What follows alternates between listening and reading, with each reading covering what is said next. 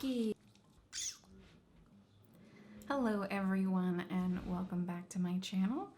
My name is Valentine and I don't know if I should actually say welcome back to my channel because this might very well be the first and only video I've uploaded.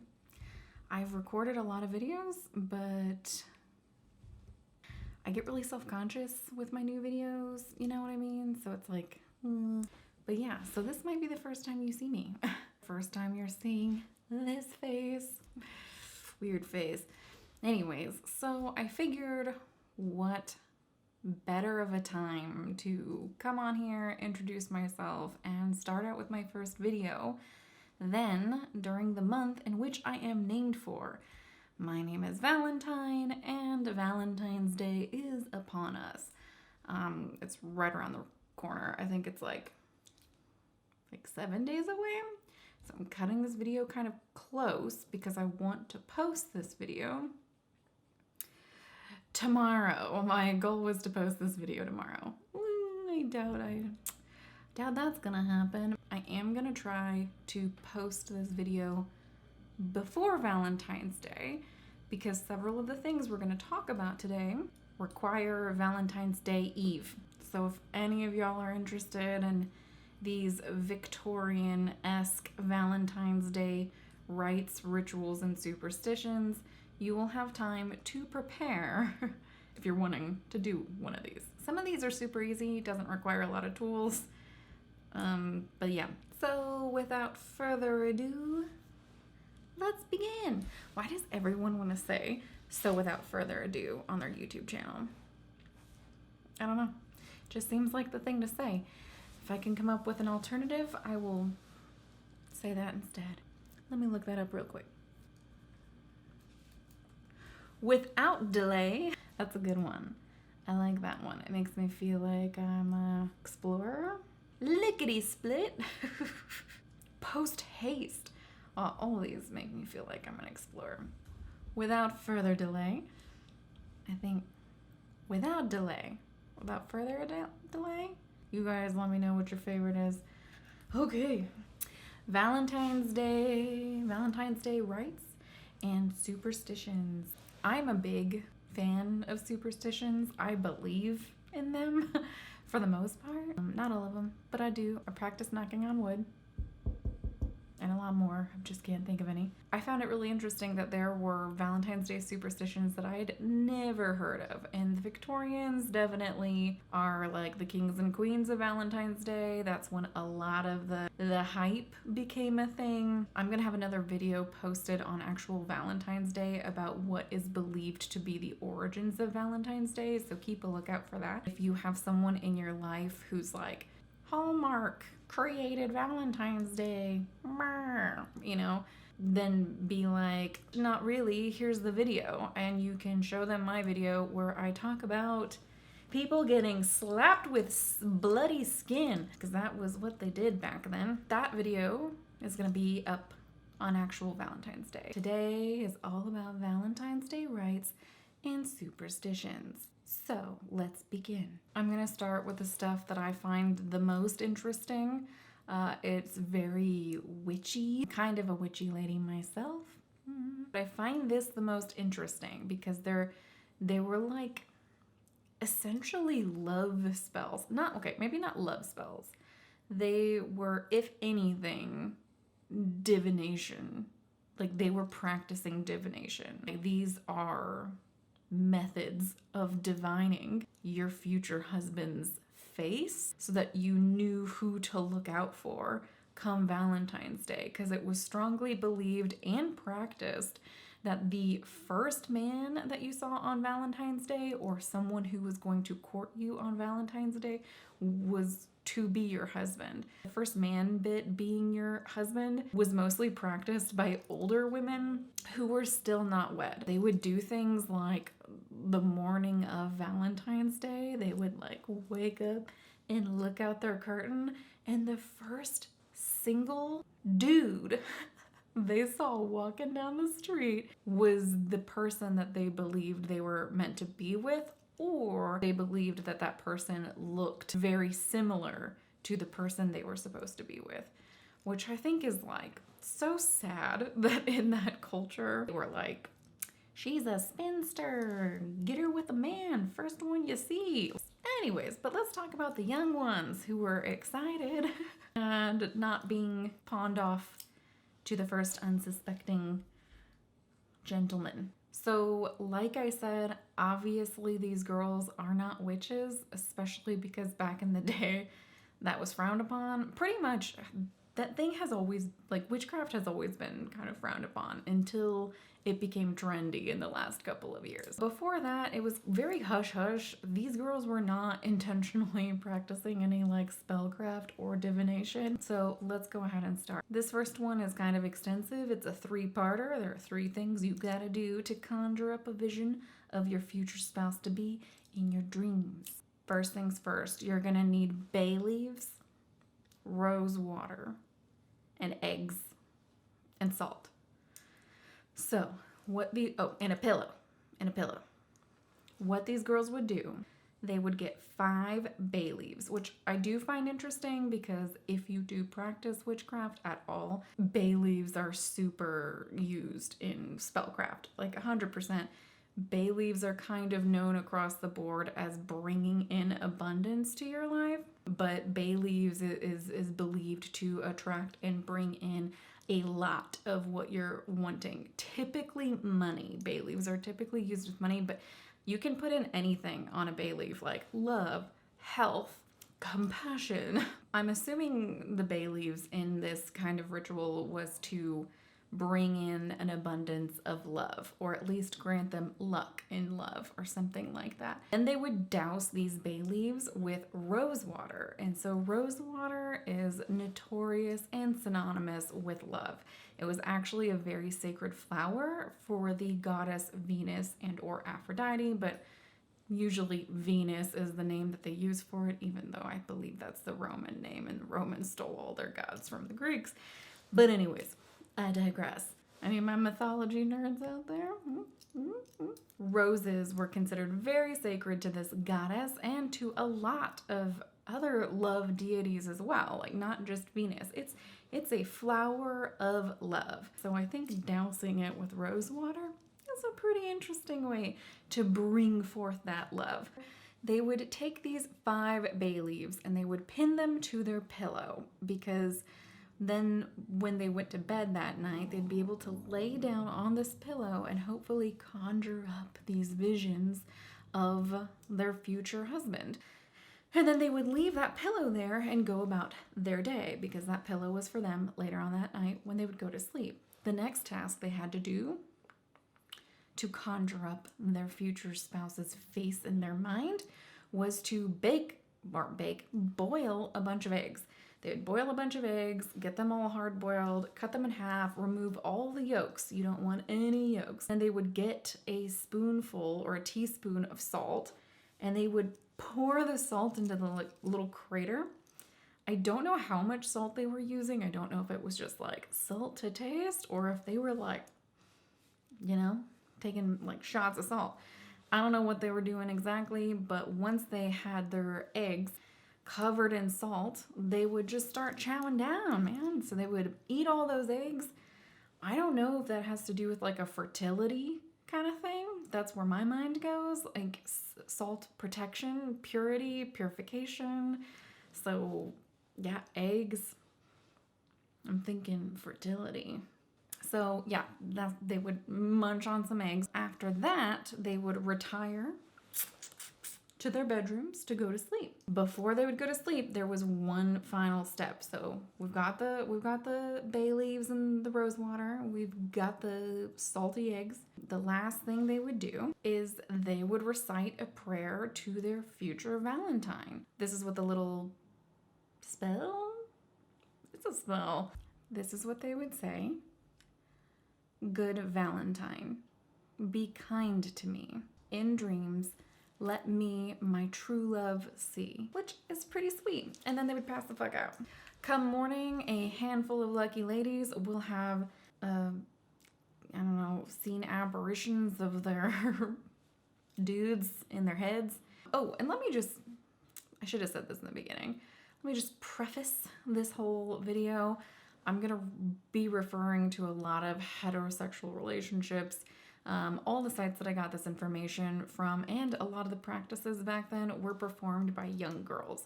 If you guys are wanting to perform these, you don't have to be a young girl. You can be anything on the planet that you want to be, and you can attract who it is that you want to attract, okay? So love who you want to love, be who you are, like be you. I'm not trying to be exclusive. I'm simply just talking about a different time period, but yeah. Another way to conjure up a vision of your loved one at night was to just simply attach a sprig of rosemary into your pillow. They would pin a sprig of rosemary inside the pillow, and they would then fall asleep and hopefully, again, dream of your dream man. Another common divinatory way to figure out who your spouse was going to be without dreaming of their face, they would get clay and they would form the clay into these little balls. Once you've made these clay balls, you would write on strips of paper individual names of your individual crushes. And then in these little balls, these little clay balls, you would stick the paper inside the little ball and you'd get like a bucket of water. And you would throw these clay balls into the bucket and they would sink to the bottom. The paper, however, would slowly begin to work its way out of these clay balls. Whichever paper rose to the top first would reveal the name of the guy that was to be your future spouse, or at least your Valentine. Another very similar form of divination was to get a bunch of hazelnuts, and on each individual hazelnut they would write their interest's name, and then they would throw those hazelnuts. Oh, got a little excited.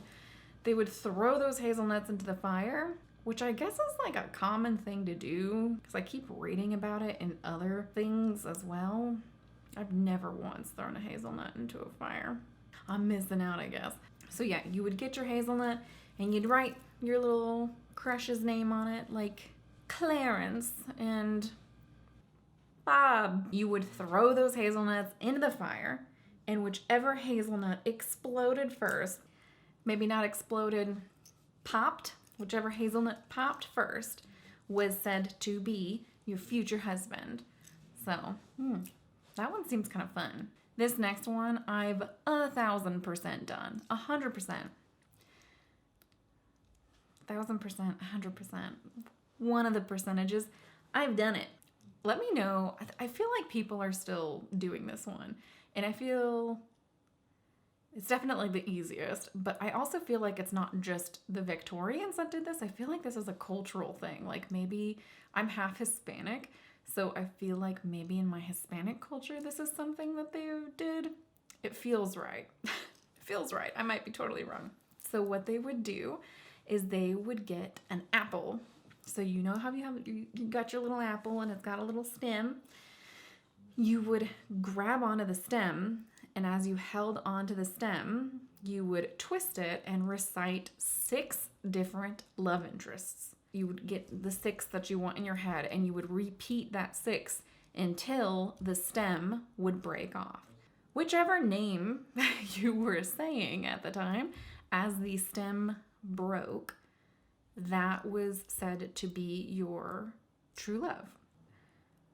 Another thing that you can do with this apple is once you found who your spouse was going to be, you would cut the apple in half. Inside each apple, there's seeds. So however many seeds were inside that apple was said to be how many children you were going to have. And again, I did that one as well. I don't remember how many kids it said I was going to have. I am still childless. So this is the last kind of divinatory tool they would do. And this one is by far the most interesting. I feel like you gotta be a brave ass bitch to do this one compared to the salty egg eating girl. This girl was a hardcore. This girl was like, I'm determined. Like nothing will get in my way. Fear means nothing. girls would go to graveyards on the eve of Valentine's Day. Have I said that? All of the things that I've just talked about were all on the eve of Valentine's Day, just so you know. Like the clay balls, the pillows with the fucking bay leaves, all of that is Valentine's Day Eve. I don't know if I said that. But, so, on the eve of Valentine's Day, at midnight, they would wander through the graveyards, thinking of their Valentines, wanting to see a vision of the face of their future husband-to-be. They would all start running around the church at midnight, at the strike of midnight. These girls would start hauling ass through the graveyard, making circles around the church 12 times. They would make 12 laps, and they would sing a chant to conjure up a vision of their one true love. And apparently at the end, they would see an apparition of their Valentine or their future husband. So yeah, these next couple things I'm going to talk about are more superstitions, like do's and don'ts when it comes to your love. So it's a common belief in multiple cultures, actually, that your breath is associated or linked with your soul. So one of the things that they said you could do to ease hiccups, which is considered to be a disturbance of the soul, is to think of your soulmate. In turn, the thought of your soulmate should be really calming and relaxing to your actual soul itself, which means it would stop your hiccups, because the thought of your soulmate would have a really calming effect on your distressed soul. The next time you have a major hiccup attack, like think of your partner. If your hiccups don't stop, don't blame me. Here are some things that they believed increased your chance of luck in love, especially around the Valentine's Day season. Number 1 is to eat noodles. Noodles are seen as very lucky, and that they will bring you a long life. And so if you are to eat these noodles or just any noodle on Valentine's Day, it's said that it'll grant you a long life with love. So it's got to be a long noodle. I shouldn't have said any noodle. A long noodle. And there's a caveat. You cannot munch on the noodle. You cannot break the noodle. If the noodle gets broken, that's essentially breaking your lifeline. Imagine the noodle like a lifeline. So you don't want to munch on that noodle. You want to swallow that baby whole. If you swallow that thing whole, it's said that you will have a long life filled with love. Another thing is a fruit commonly associated with love, passion, fertility. That's the pomegranate. So if you are eating pomegranate seeds, it's kind of like a lustful, passionate fruit to be eating, but specifically it's meant to grant you fertility and abundance in fertility and love on Valentine's Day. So if you're wanting to incite some fertility, passion, lust, love, all those good feelings, munch on some pomegranate seeds. Apparently this is me eating pomegranate. Also, in general, cabbage is considered lucky. I know on New Year's, my family tells me that I should eat black-eyed peas, cabbage, and grapes. But cabbage is considered just bringing luck into your life. And it's said that if you eat cabbage on Valentine's Day, you are granting yourself luck and love. Another thing that young ladies were thought to do was for young women to wake up on Valentine's Day morning and run downstairs like Disney princesses, and they would get their shoes or their slippers or whatever, I don't know what the fuck they were wearing, and inside their shoe would be a 4-leaf clover. And obviously 4-leaf clovers are kind of synonymous with luck, but it was thought that the 4-leaf clover inside of their shoe would bless them in luck in finding their Valentine or their soulmate or husband. It would bless their path to finding them. So yeah, put a clover in your shoe. Another common belief that was practiced back in the day is that how you wake up on Valentine's Day will dictate how your love life will be for the rest of that year. So if you wake up and not much happens, it's basically saying not much is going to happen with your love life.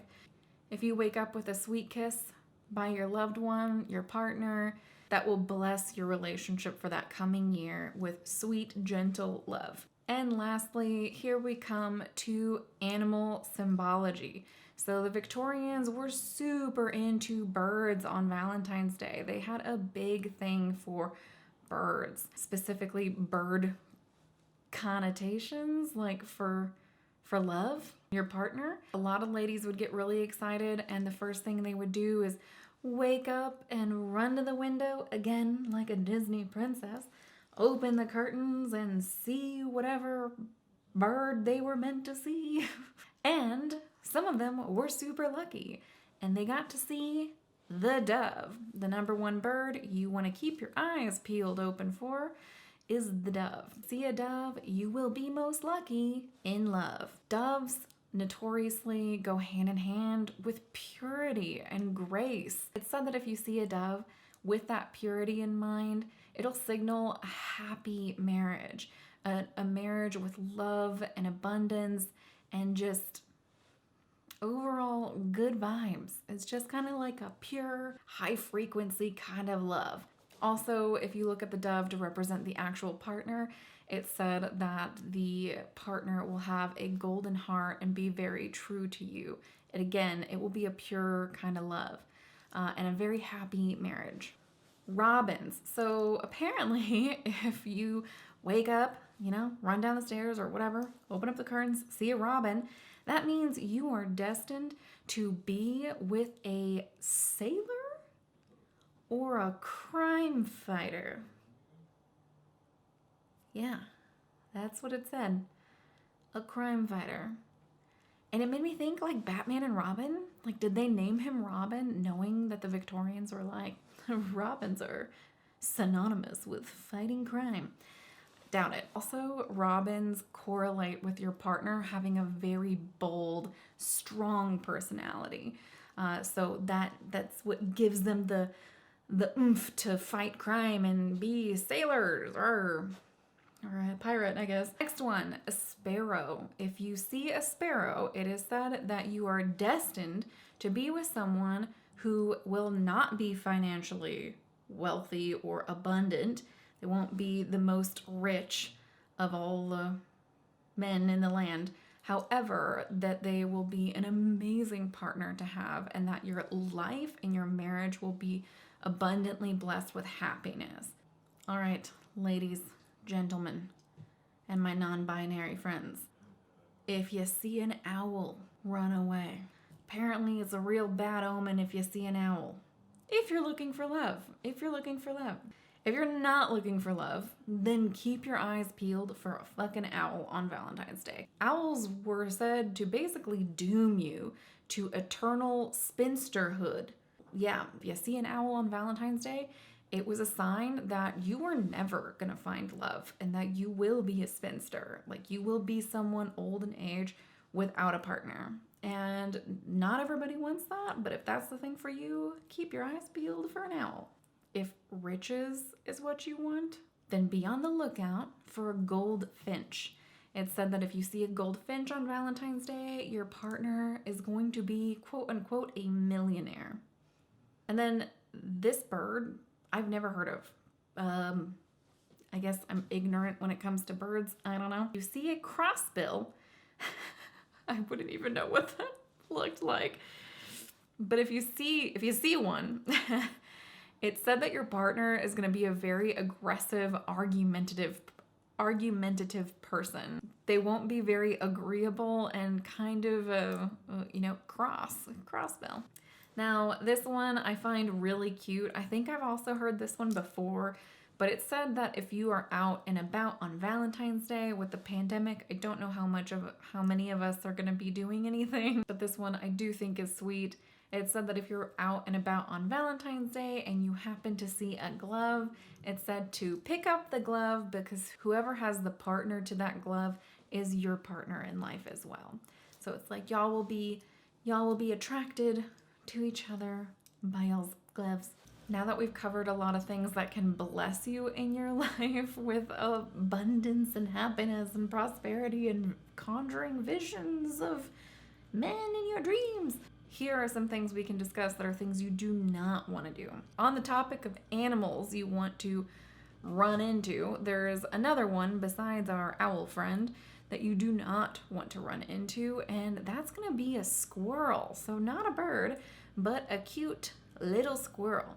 It's said that if you see a squirrel on Valentine's Day, your partner will be a cheapskate who will hoard all of your money. Not his money, your money. Sounds horrible. Yeah, so the guy's gonna hoard away your money like a squirrel with nuts, I guess. So boo on that dude. Another thing, it's considered incredibly unlucky to sign your Valentine's Day cards with your actual name. It was considered very insincere. And to express sincerity, the Victorians would actually sign the cards with an X.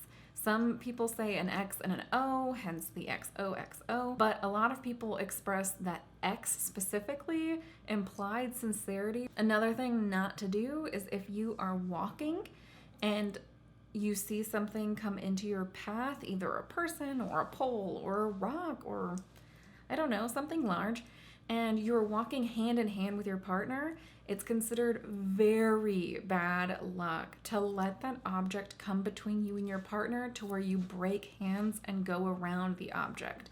What you want to do is continue to hold your partner's hand and go in the direction that they're going, or they go in the direction that you're going. It's seen as if you're letting or allowing this obstacle come between you and your partner and break you apart. It's saying to the universe, you're willing to let things come between you. This one, I don't really know the origin of. It's said that if you're standing or sitting and someone sweeps over your feet while they're like cleaning, that you will be single for the rest of your life. Which is kind of dramatic, and I don't really know why. And I guarantee you, I think someone has swept on my feet before. I do have a boyfriend, but I don't know. It hasn't been the rest of my life. Things can happen. And the last thing you want to be wary of on Valentine's Day is to be gifted a cactus. A cactus plant gift is said to be very unlucky, and it suggests that the relationship will become very prickly over time and end. Too bad though. I like cactus, cacti. And then finally, last but not least, roses. Rose meaning, rose coloration meaning colors have a lot of different meanings. It just kind of depends on where you are getting your knowledge from, or where you're getting your resources from. These ones are specifically having to do with like Victorian beliefs of what the meanings behind these flowers were. Roses were also very sacred to the goddess Venus, so it makes sense that these would be used during days of courtship and on Valentine's Day. Red is definitely the most common rose color. It's also the most symbolic of love. Just a pure love, a passion love, a strong love. It just is all about love. Love and romance. So red is always a good, surefire way to be like, I'm in love with you. Next would be coral. It's said that the Victorians believed coral to be kind of like a desire. Like it represents kind of like the flush on a woman's face. And so it represented more of like a lusty kind of connotation, which I find interesting because when I think of coral, I think of my grandma. So not so lusty. Lavender. Lavender is considered kind of like a magical color. So when you gift that to someone, it's considered that you're very enchanted by them. You almost find them mythical, mystical, maybe even fairy-like. Like there's something magical about that person, so you would gift them a lavender rose. Peach was for like a very delicate, a prim and proper young woman. Peach was like kind of youthful, definitely for the modest. Pink was also considered a very, very feminine color. Another one of kind of like a cutesy, kind of new, fresh romance. Nothing too serious, nothing too passionate, but you view that person as someone very feminine and someone that you enjoy being around, and you still want to express your feelings of adoration. White was definitely to show that you had the purest intentions. It was very symbolic of like marriage, doves. Again, it was like you have a golden heart and you want to express and show that you have very pure, kind intentions for this romance and where it's gonna go. And then lastly, this is not a rose, but it is a flower that's strongly associated with Valentine's Day, and that's gonna be the violet. So violets were said to have grown outside of the jail cell of Saint Valentine himself. So Saint Valentine was locked up in prison, and he had one little window in his jail cell. It was said violets would grow on that window. In the language of flowers, it's said that the violets represent love and faithfulness. But yes, that's it, everybody. That's the end of my video. So hopefully I will get this edited and up. I doubt by tomorrow. We'll see. Definitely before Valentine's Day, hopefully. Fingers crossed. Anyways, it was fun. This was fun. I enjoy looking into history and cute little things like this. So let me know if you enjoyed this video. Please comment down below if you also did the weird apple thing, or if maybe you've gone to a graveyard and ran around the church 12 times. If you know the chant, please let everyone else know in the comments. I'm sure there are some people out there dying to know what that chant is so that they can go to a graveyard too. Thank you guys so much for watching and being here. This is crazy. I'm really excited and nervous. I don't want people to hate me, but it's the internet, so you know. Please like this video if you liked it. If you didn't like it, that's fine too. I'm honestly just really excited for what's to come. I think it's gonna be good. So yeah. Thanks for watching. Oh, and if you want to follow me on other places, Instagram, that's all I have right now. And so it's on Instagram. My name is ValentineBardot. So just look up ValentineBardot and you should find me. Okay, thanks guys. Bye.